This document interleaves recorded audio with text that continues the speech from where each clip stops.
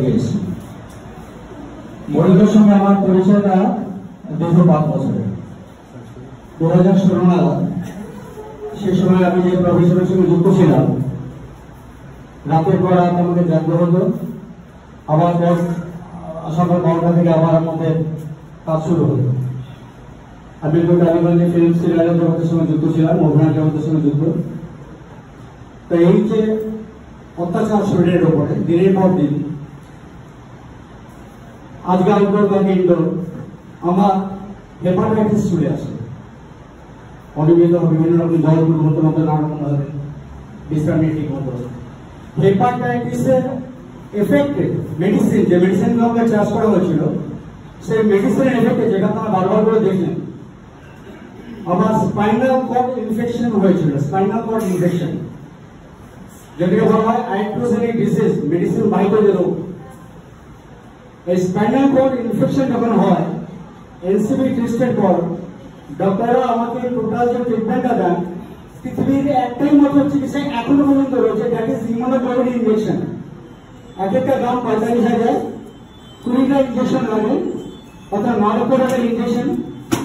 অন্যান্য ট্রিটমেন্ট মিলিয়ে আরো 3 লক্ষ টাকা, টোটাল 12 লক্ষ টাকা ট্রিটমেন্ট ছিল।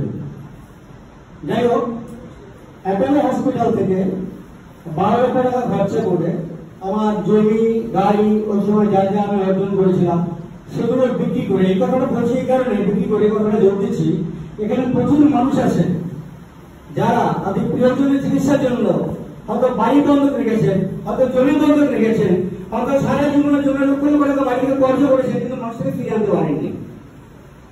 টাকাটা জোগাড় করার পরেও যখন ডাক্তারের কাছে তুলে দেওয়া হলো, ডাক্তারবাবু আমার বিশেষ দিয়ে একটা বন্ডের সই করে নিলেন। 70% চান্স না থাকার, উপরের ভরসা, 30% চান্স আমি রিকভারি করে ফিরে আসতে পারি। আপনাদের সকলের শুভেচ্ছায় আমি ফিরে এসেছিলাম। ফিরে আসার পরে যখন আমাকে বাড়িতে আমাকে ডিসচার্জ করা হয়, সেই সময় বলা হয় ইনি যদি উঠে দাঁড়াতে পারেন তাহলে 4 থেকে 4.5 বছর সময় লাগবে।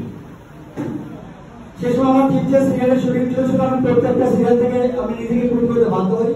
আমার ক্ষমতা ছিল না আমার সিরিয়ালের জগৎ ফিরে যাওয়া। একজন আঙ্কেল, আমার বন্ধুর বাবা দেবদূত সম, তিনি আমার বাড়িতে আসেন। তিনি এসে প্রথম, তার মাধ্যমে আমি মরিন্দার সম্বন্ধে জানতে পারি।